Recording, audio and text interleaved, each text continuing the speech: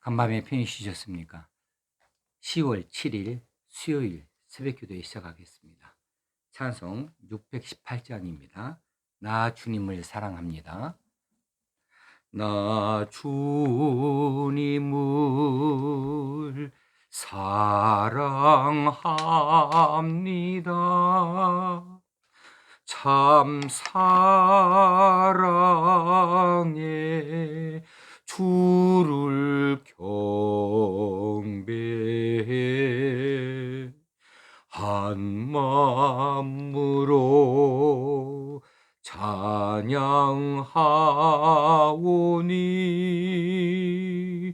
우리들의 기도 들으소서.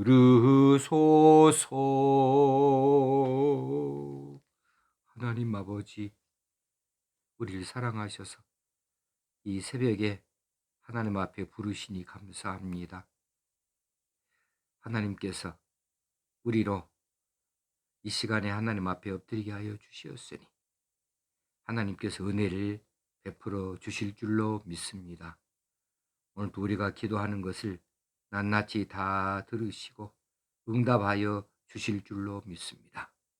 오늘 하루를 살 때에 하나님의 자녀로 백성으로 그리스도인으로 합당하게 살 수 있도록 말씀으로 우리를 먹이시고 교훈하시고 고치시고 세워주실 줄로 믿습니다. 말씀을 예수님의 이름으로 기도합나이다. 아멘. 하나님의 말씀 사무엘상 23장 15절에서 29절까지 말씀 함께 보시겠습니다. 구약성경 448쪽입니다. 15절 다윗이 사울이 자기의 생명을 빼앗으려고 나온 것을 보았으므로 그가 광야 수풀에 있었더니 사울의 아들 요나단이 일어나 수풀에 들어가서 다윗에게 이르러 그에게 하나님을 힘있게 의지하게 하였는데 곧 요나단이 그에게 이르기를 두려워하지 말라. 내 아버지 사울의 손이 네에게 미치지 못할 것이요 너는 이스라엘 왕이 되고 나는 네 다음이 될 것을 내 아버지 사울도 안다 하니라. 두 사람이 여호와 앞에서 언약하고 다윗은 수풀에 머물고 요나단은 자기 집으로 돌아가니라. 그때에 10사람들이 기브아에 이르러 사울에게 나와 이르되 다윗이 우리와 함께 광야 남쪽 하길라산 숲을 요새에 숨지 아니하였나이까? 그러하온즉 왕은 내려오시기를 원하시는 대로 내려오소서. 그를 왕의 손에 넘길 것이 우리의 의무니이다 하니 사울이 이르되 너희가 나를 긍휼히 여겼으니 여호와께 복받기를 원하노라.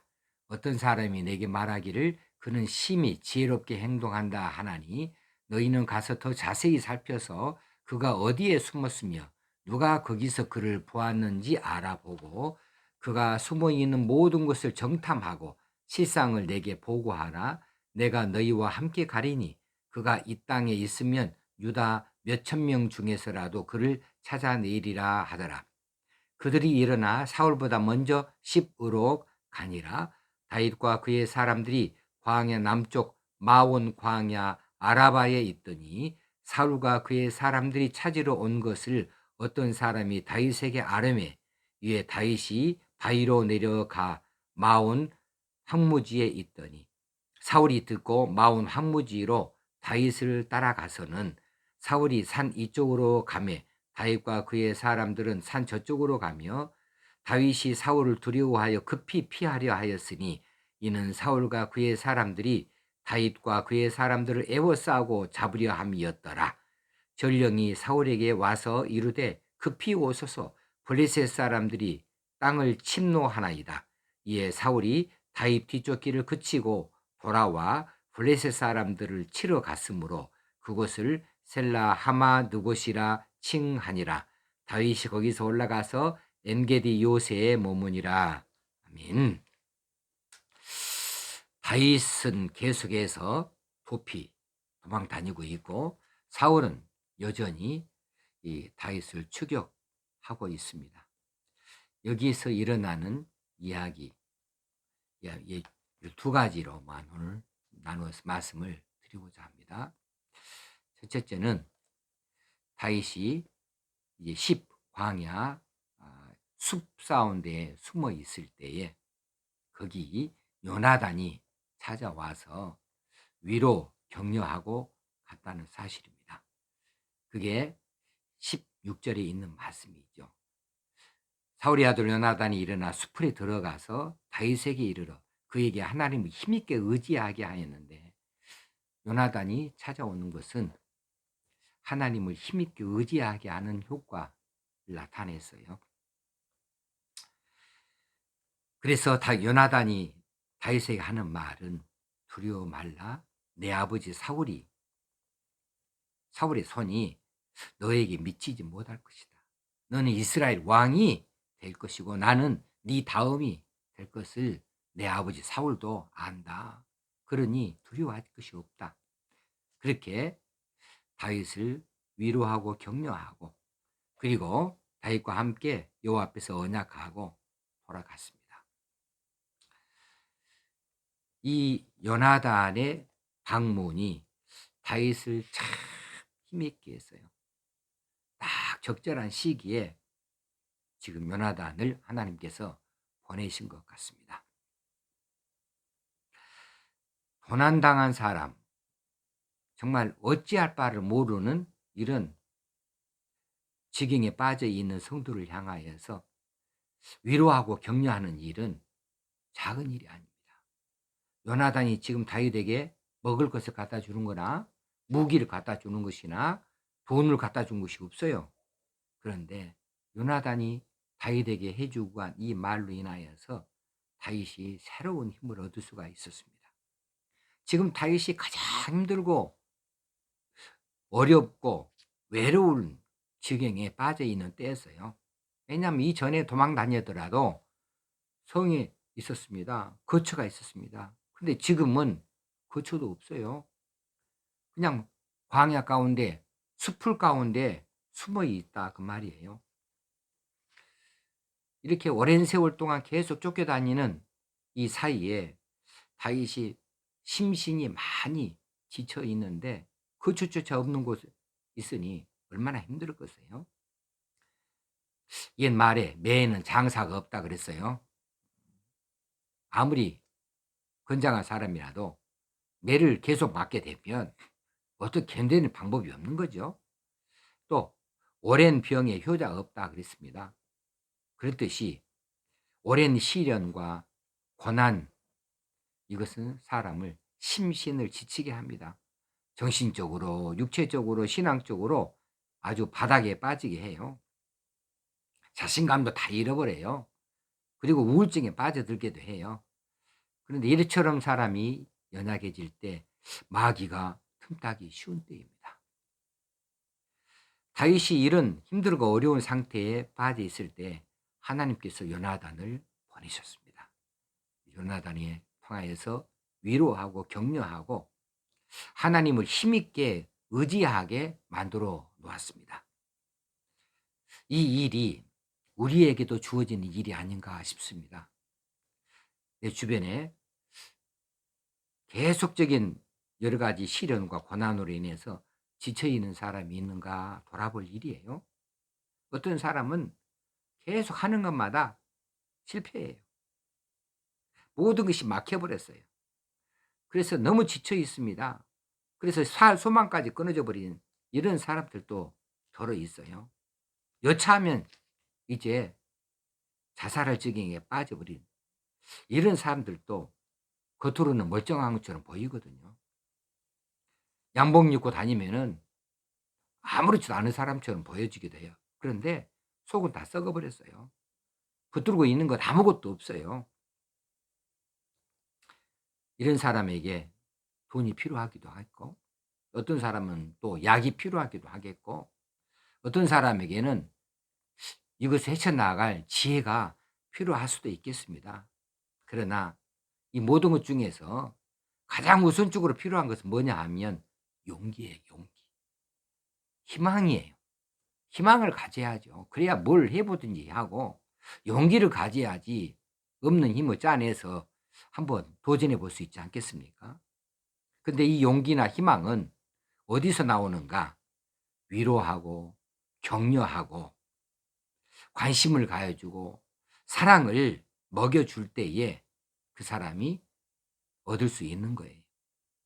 그러니 우리가 용기를 주고 희망을 줄 수는 없습니다마는 그들을 위로하고 격려하고 관심을 보여주고 그리스도의 사랑을 나타내 보여줄 수 있기는 합니다. 그렇다면 그것을 통해서 그들은 용기도 얻고 희망도 갖게 되어지는 것이죠.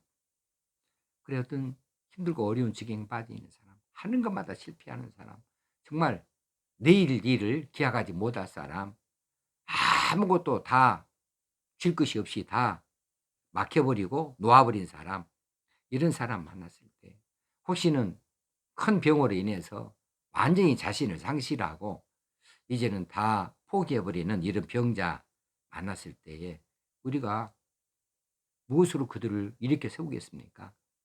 이때 위로와 격려와 그리고 하나님의 사랑 나타내 보여주는 거죠. 힘내라. 정말 힘내라. 하늘이 꺼져도 솟아날 구멍이 있는 거다. 하나님이 지켜보고 계시니 하나님이 너를 사랑하시니 반드시 하나님께서 피할 길도 주시고 하나님께서 너를 도우시고 인도하실 것이다. 이 고비를 잘 넘겨라. 이제 바닥을 쳤으니 더 이상 내려갈 길이 어디 있겠냐. 이제는 올라가는 것만 남지 않겠는가. 희망을 가져라. 이렇게 말해 줄 수 있어야 되겠습니다. 이 한마디가 삶에 지쳐 있는 그 사람을 이렇게 세울 수가 있습니다. 육신의 고통으로 인하여서 완전히 바닥에 빠져 있는 사람, 그 사람 힘을 실어줄 수 있습니다. 낙심하고 주저앉아 있는 사람, 눈물을 흘리고 있는 사람에게 새로운 뜨거운 용기를 일으켜 세울 수 있게 되겠지요. 이런 사람들에게 그 짧은 위로와 격려의 말씀, 그리고 그를 위해서 기도해 주는 이 한마디의 기도가 얼마나 큰 힘이 되어지는지 모릅니다. 그래서 그것이 그들로 살 소망을 품게 하고 희망을 갖게 하고 용기를 내게 만들어 놓는 거죠. 고난당한 자 있는 것 보시거든 찾아가시기 바랍니다. 함께 하시기 바랍니다. 그리고 그들을 위로하고 격려하는 하나님의 사람 축복의 통로가 되어줄 수 있길 바랍니다. 로마서 12장 15절에 즐거워하는 자와 함께 즐거워하고 우는 자들로 함께 울라 하지 않았습니까? 우리는 즐거워하는 자와 함께 즐거워하는 일은 잘할지 모르는데 우는 자들로 함께 우는 일은 잘하지 못하고 있으니 이것을 한번 고쳐서 시행해 볼 일입니다. 두 번째로 오늘 본문에서 또 살피고자 하는 이야기는 다윗이 지금 이 10 광야의 수풀에 숨어 있을 때 10 사람들, 10 거민들이 잘 알지요. 다윗이 어디에 있는지. 자기들 그 근처에 있는 거니까. 근데 이 기브아에 사울이 있을 때 사울에게 쫓아갑니다. 가서 다윗을 밀고 해요. 다윗의 거처를 알려줍니다. 그러면서 하는 말이 다윗을 사울에게 넘기는 그 일이 자신들의 의무가 아니겠습니까? 이렇게 아첨을 떨고 있어요. 왜 이렇게 합니까? 당연히 권력자 사울에게서 무엇인가를 얻으려고 하는 일이죠. 사울은 그들에게 자신의 경우에도 합당치 아니하게 여호와께 복받기를 원하노라 이렇게 축복을 해주고 있어요. 아니 하나님의 뜻을 거스르고 있는 자가 대단한 악을 행하고 있는 자가 하나님의 축복을 감히 빌어준다 이런 말할 자격이 없는 사람인데 이렇게 뻔뻔하게 이야기를 하고 있죠. 그러면서 사울을 좀 더 잘 살펴라. 모든 정보를 그때그때 알려주라. 이렇게 지시를 하지요.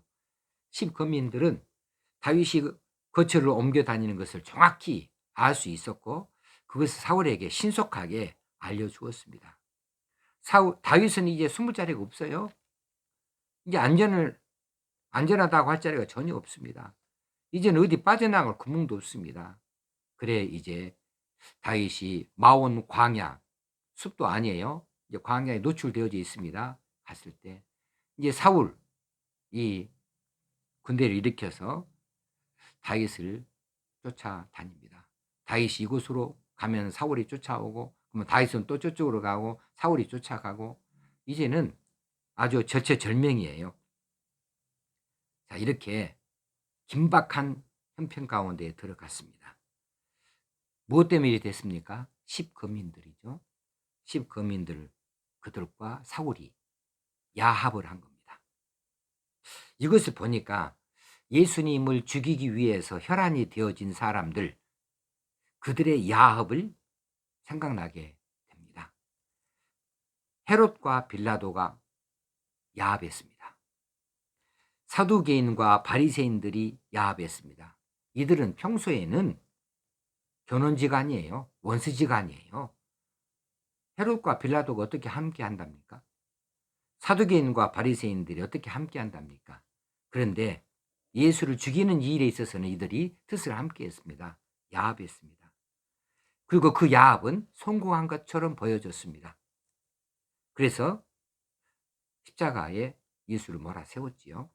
그러나 그들은 하나님을 넘어서지는 못했습니다. 십자가에 죽게 하긴 했지만 부활을 막아내지는 못한 거지요. 10거민들도 그렇습니다. 이들과 사울이 야합해가지고 다윗을 몰아세웠고 마온 광야에서 이제 곧 손에 잡힐 듯이 가까이 두었습니다. 체포는 시간 문제였습니다. 다윗의 생명이 이제 끝나는 것처럼 보여졌습니다. 그러나 그들이 하나님의 손을 넘어서지는 못했습니다. 이때 하나님이 개입하신 거죠. 어떻게 하셨나요? 블레셋을 통하여 사울의 군대를 회군시켜버립니다. 블레셋이 느닷없이 침공했다고 하는 소식이 전달되어졌고 사울은 눈앞에 있는 다윗을 포기할 수밖에 없습니다. 황급히 군대를 돌이켜서 이제 블레셋을 막으려고 나갈 수밖에 없었습니다. 이건 하나님이 하신 일입니다. 그렇습니다. 인간들이 아무리 여러 사람이 힘을 합하고 그래서 의인을 몰아세운다 할지라도 하나님의 동의 없이는 끝까지 성공하지 못해요. 성공하는 것처럼 보일지라도 성공은 결코 이룰 수가 없습니다. 하나님이 합당히 여기지 아니하시는 일은 그렇다는 거예요. 그래서 우리에게 이 이야기가 위로가 되어집니다. 우리가 세상 힘들고 어려운 세상에 정말 믿음을 가지고 하나님만 바라보고 살아가고자 할 때 여러 가지 힘들고 어려운 일 많이 당해요. 이제 여기저기서 야합 환자들로 인하여서 우리가 쫓기기도 하고 협공도 당하기도 하고 어디 설 자리도 없는 것처럼 느껴질 수도 있지만 그래서 믿음을 저버릴 만큼 정말 힘들고 어려운 때를 만나기도 하지만 그러나 하나님은 결코 우리를 포기하지 아니하시거든요. 위기 가운데서 반드시 우리를 건져내시는 줄로 믿습니다. 이번에 코로나19도 마찬가지입니다. 코로나 때에도 하나님께서 우리를 반드시 하나님의 손으로 건져내실 줄로 믿습니다. 그리고 우리가 이제 이 세상을 향하여서 하나님의 빛을 던져주는 일에 쓰임받게 되어지는 그날이 반드시 있게 될 줄로 믿습니다. 위로를 얻으시고 소망을 품으실 수 있게 되어지길 바랍니다. 오늘도 승리하십시다. 하나님이 우리와 함께 하십니다. 지금 상황은 정말 안 좋더라도 그런데 그 가운데 하나님 우리를 지켜보고 계신다. 다급할 때 하나님의 손을 내밀어서 우리를 품어주신다. 피하게 하신다. 사실을 믿으시기 바랍니다. 기도하시겠습니다. 하나님 감사합니다. 이 말씀으로 오늘 또 위로를 얻게 하시고 또 우리가 마땅히 위로하는 자로 격려하는 자로 나설 수 있기도 하여 주옵소서. 예수님의 이름으로 기도합나이다. 아멘. 찬송가 400장을 함께 부르시겠습니다. 오늘은 찬송을 함께 하시게요. 찬송가 400장 험한 물속 험한 시험 물속에서 나를 건져주시고, 험한 시험 물속에서 나를 건져주시고, 노환 풍랑 지나도록